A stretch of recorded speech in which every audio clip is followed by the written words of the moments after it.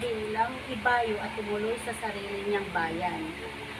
Pagdating doon, dinala sa kanya ng ilang tao ang isang paralitikong nakaratay sa higaan. Nang makita ni Jesus ang kanilang pananampalataya, sinabi niya sa paralitiko, "Anak, lakasan mo ang iyong loob. Pinapatawad ka na sa iyong mga kasalanan." May ilang tagapagturo ng kautusan na naroon at sinabi sa kanilang sarili, "Nilalapastangan niya ang Diyos." Alam ni Jesus ang kanilang iniisip, kaya't sinabi niya, "Bakit kayo nag-iisip ng ganyan? Ano ba ang mas madali? Ano ba ang mas madali? Ang sabihin, pinapatawad na ang iyong mga kasalanan, o ang sabihin, tumayo ka at lumakad? Ngunit upang malaman ninyo na ang anak ng tao ay may kapangyarihang magpatawad ng mga kasalanan dito sa lupa." Sinabi niya sa paralitiko, "Tumayo ka, buhatin mo ang iyong bukigaan at umuwi ka na." Tumayo nga ang lalaki at umuwi. Nang makita ito ng mga tao, sila'y natakot at nagpuri sa Diyos na nagbigay ng ganitong kapangyarihan sa mga tao. So dito, nung makita, di ba sabi nga dito, pagdating ni Jesus doon sa kabilang sa bayan niya, nang tumawid si Jesus, nakita nila si Jesus at dinala ng mga tao, ng ilang tao, ang isang paralitikong nakahiga sa higaan. So dito, tanungin ko kayo, nang makita ni Jesus ang kanilang pananampalataya, sino yung tinutukoy mo dito kanilang pananampalataya? Yung tatlong nagdala. Actually, apat kasi yun. Binigyan nila. Tapos, Kasi higaan, di ba? Ang higaan, Parang, sabat ko kaya yung mga anuhan. apat. So, ako yan, usap sila. Parang ganun. Nakita ko kaya yung sa yung sa palabas sa TV. Dalawa yung ay, tig-dalawa. So, ibig sabihin, pag sabi mo, yung apat, tapos yung apat kong magkakapatid ay magkaibigan. Nakita nila yung pananampalataya na grabe yung pananampalataya. Kasi kahit mahirapan, kahit na ganun yung tsura nila, so nakita nila na grabe yung pananampalataya na hindi lumakat. Pero yung parality kasi hindi siya, wala siyang pananampalataya. So, kaya nga nung sinabi niya po na buhatin mo ang iyong higaan, pinagaling ka na. So, nun nagkaroon siya ng faith kasi dahil sa sinabi ng Panginoon. nagtubo diya. So, dito, una nating makita, pinuri muna ng Panginoon yung pananampalataya nung apat na kaibigan, yung apat na tao na Amen. nakapagdoon sa paralisip. Bless na. Please na, So sabi nga dito, nang makita ni Jesus ang kanilang pananampalataya, sinabi niya sa paralitiko. So sinabi niya sa paralitiko, ano yung sinabi niya sa paralitiko? "Anak, lakasan mo ang iyong loob, pinapatawad ka na sa iyong mga kasalanan." Bakit, di ba? Dinala sa iyo yung paralitiko. Di ba ang purpose nun ay para pagalingin mo siya physically. Pero bakit ang sinabi ng Panginoon sa kanya, "Anak, pinapatawad na ang iyong mga kasalanan"? Bakit yun ang sinabi ni Jesus sa kanya? Kasi, Doon sa paralitiko. kasi alam ni Jesus, at di ba si Jesus mga pangayan, alam niya na may hinanakit po at galit doon sa paralitikong yun. Kung baga parang yung kanyang spiritual ay bagsak. Kaya naman, di ba yes. Kaya naman yun ang naano ni Jesus kasi kahit wala tayong sabihin, kahit ngayon pa lang tayo, kahit si Jesus, nung araw pa lang yun, nakita, alam na ni Lord kung anong problema niya, yung kanyang heart, na dapat maayos niya. At nakita ni Jesus din na yung taong yun ay nagsisisi na. Kasi, parang na-imagine ko na, pag nakita natin si Jesus, makikita natin yung liwanag. Yung parang yung aura ni Jesus, aura pa lang, nakakapagaling na, wala pang sinasabi. Kasi nga makapangyarihan si Jesus. Yan po. Sino pa kung gusto magdagdag?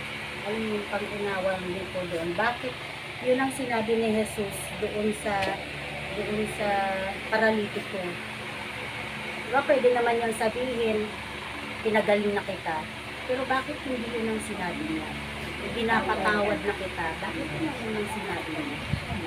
Ay, meron pa ba akong dagdag? Kasi ako po naniniwala, minsan nagkakaroon ang sakit ang isang tao dahil sa kasalanan. Mayroon po yung parang connection. Kaya po minsan so ang mga sakit natin parang consequences yan sa mga nagawa natin na hindi pagsunod sa Panginoon. Kaya minsan ginagamit ni Lord na magkaroon tayo ng mga iba't ibang uri ng sakit para naman ma-realize po natin na magbalik loob sa Kanya at makilala natin ang Panginoon na siya talaga ang kailangan natin, walang iba. Ayun lang po.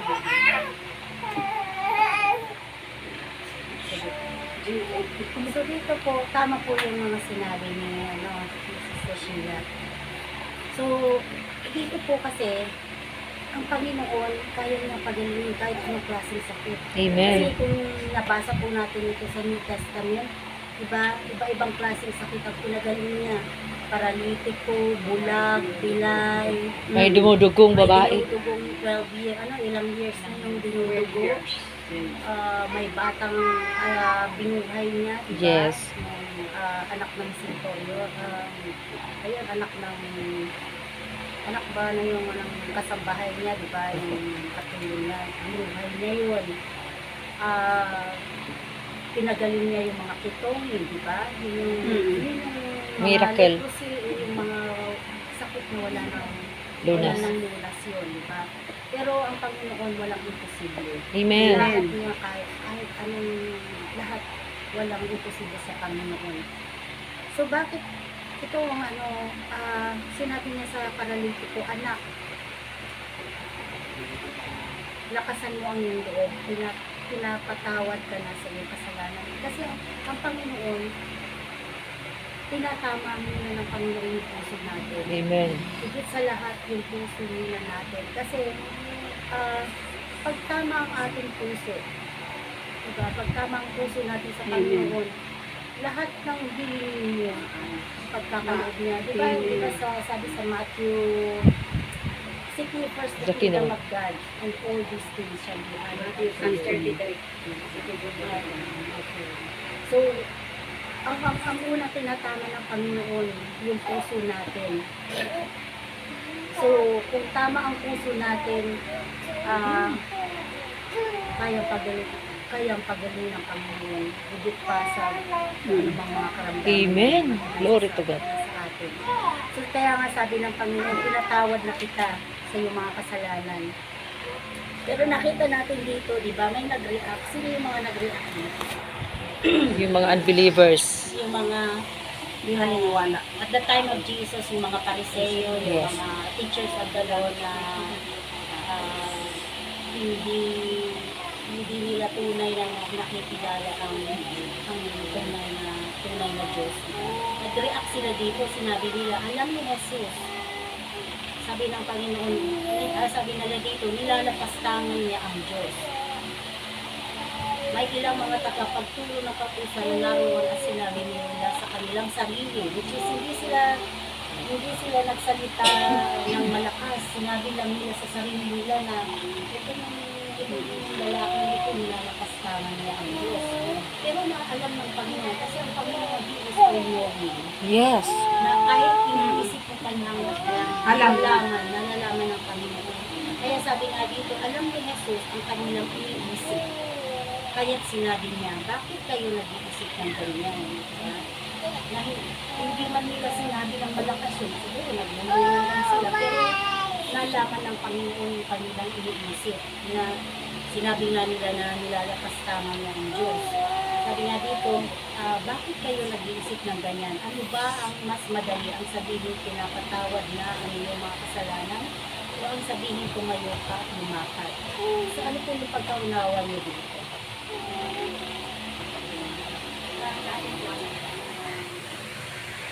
Pinatawad mo siya, sabihin ko, pinagaling siya. Kasi ang pagpapatawad ay is agad naman.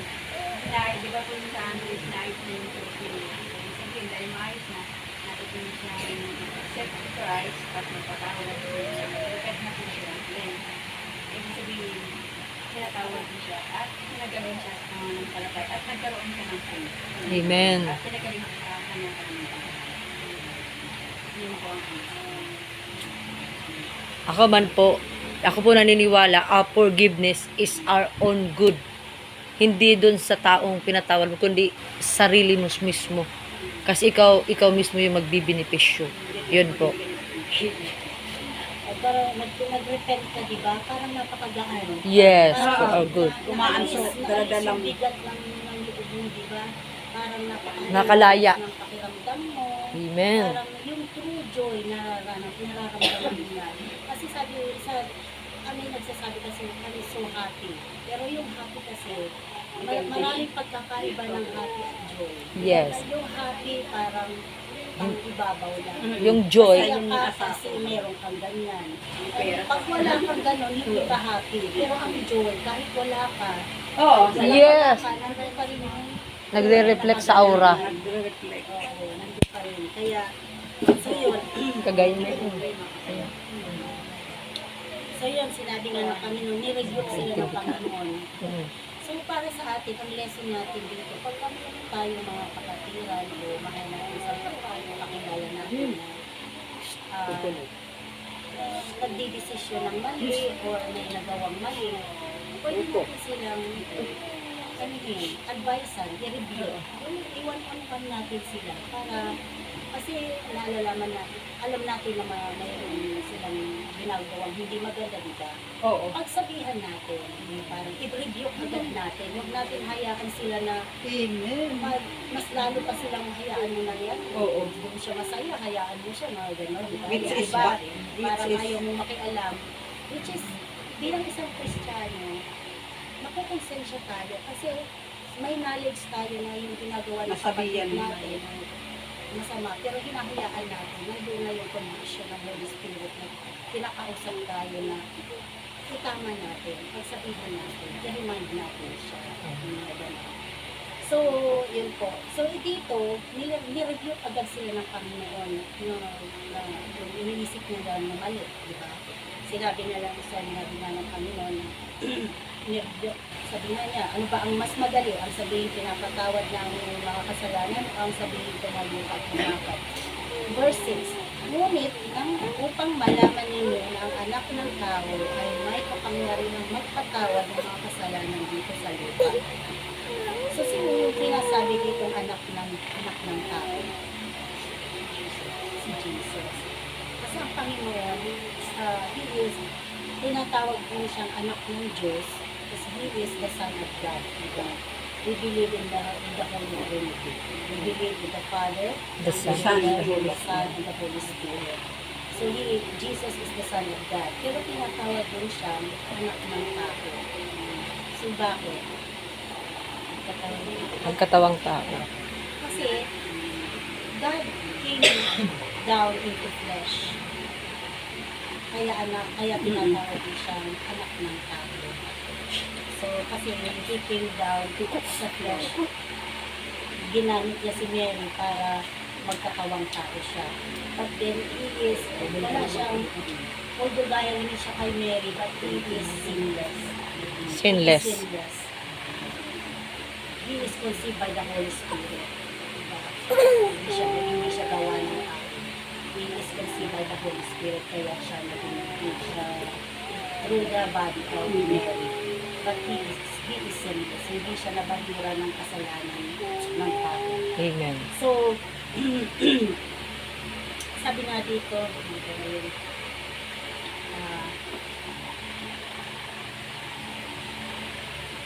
ngunit upang malaman ninyo na ang anak ng tao ay may kapangyarihang magpatawad ng mga kasalanan dito sa lupa. Sinabi niya sa paralitiko, tumayo ka, buhatin mo ang iyong higaan at umuwi ka na.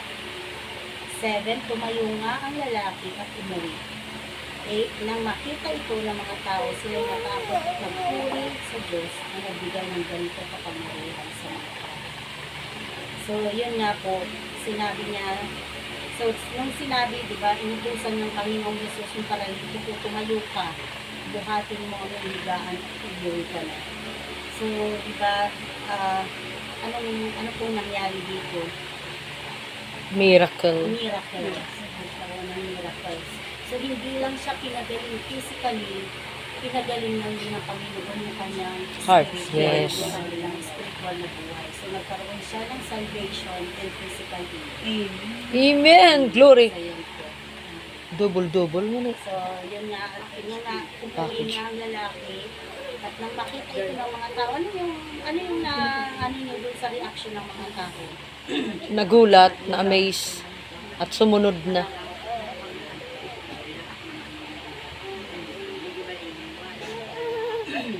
To see is to believe. Kasi sabi dito, nang makita ito ng mga tao, sila'y natakot. Iba unang reaction nila natakot. Bakit po? Kasi hindi sila makakaniwala. Sa version po, ano yung sabi sa verse?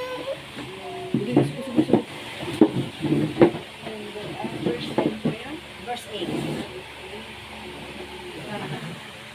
In the house of it, they were afraid and they glorified God who had given us. They were afraid and glorified God. So bakit unang reaction ng mga tao natakot sila? Yung nung una, hindi pa sila naniniwala, baka mayroon silang iniisip ng mga negative. Kasi minsan na ang mga tao, laging focus yung negative, kaya minsan natatakot. Pero at the end, babalik pa din dun sa, ay totoo, ay parang ganun po. Kasi ako nga po, minsan, andun na ako kay Lord, pero minsan may mga time na natatakot din ako, lalo na pag minsan meron tayong mga narinig, mga negative, minsan nawawala yung lahat na pinag-aralan natin, pero umawa na kagurangnan, because the Holy Spirit, talagang siya yung makapangyarihan na nagre-reign, ana, na power ni Lord. Parang ganun. Tama po yun. So, bilang isang tao, di ba, nandun yung unang instinct natin na, kasi dito, paralitiko. Di ba? Parang Imposible. naman na sinabihan lang ni Lord, pinatawad na kita, bumangon. Hindi na sinabing gumaling ka. Sinabi lang niya. Hindi naman niya sinabi magaling ka na. Diba? Sinabi lang ng Panginoon, pinatawad na kita, bumangon. Tumayo ka, buhatin mo yung higaan at umuwi ka na, diba? So parang itong siguro itong paralitiko ito, kilala nila since birth or since mahabang panahon na siya talagang totoong paralitiko na hindi siya nagdrama-drama lang na pilay-pilay lang. Pero alam nila na talagang itong paralitiko talagang paralitiko.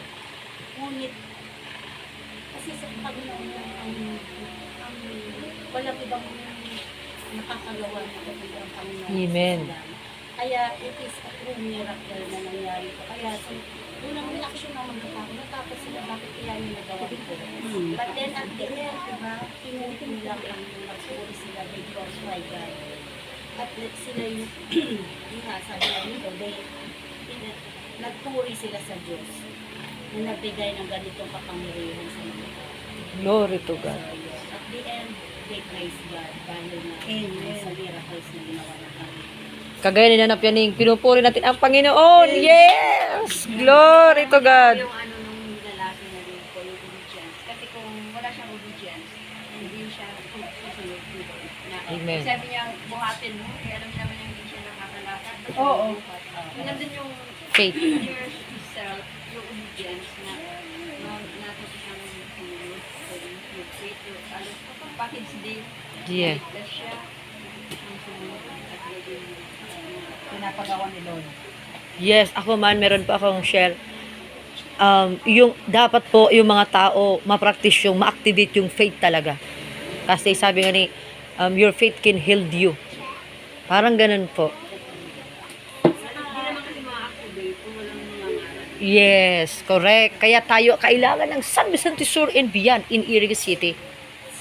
Sa atin po kasi pagsunod, dito kasi yung nangyaring miracles, walang obedience, walang Surrender. surrender, so pagsuko, walang pagsunod, Hindi possible. Hindi mangyayari yung miracles sa buhay natin. Kaya yung ating pananampalataya ay kailangan samahan po natin ng pagsunod. Pagsunod at pananampalataya. Glory. Obedience. Obedience. Kasi pag hindi natin sinusunod yung gusto ng Panginoon, paano ikilos ang buhay, paano ikilos sa ating Panginoon kung sarili natin hindi natin magawa, Correct. hindi ginagawa ng Panginoon. May cooperation. Kasi si Lord, 99% tutulungan tayo, pero ang 1%, yung kailangan yung ano din natin, pagsunod sa Kanya talaga. Diba?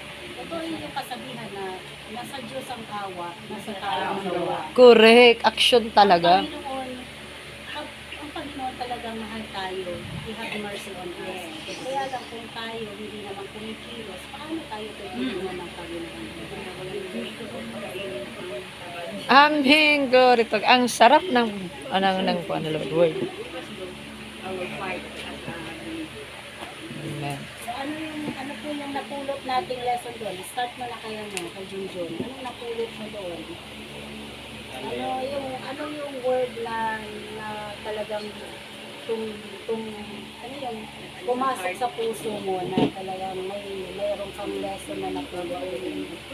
Yung babaunin mo sa Wow, sarap. nararamdaman mo. paglabas.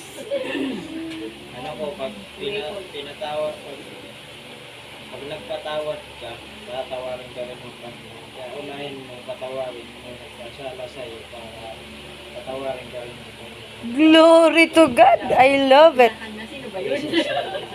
Amen. Yun, nasa Biblia yun. Kasi, di ba sabi, Pinasimple yan sa may Junjun. word sa Bible na kung mag-aalay ka, Paano yung puso? Iwan mo muna yun. iwan mo muna. Kung mag-aalay ka para sa akin na merong kasalanan loob, may kasalanan ka pa sa puso mo.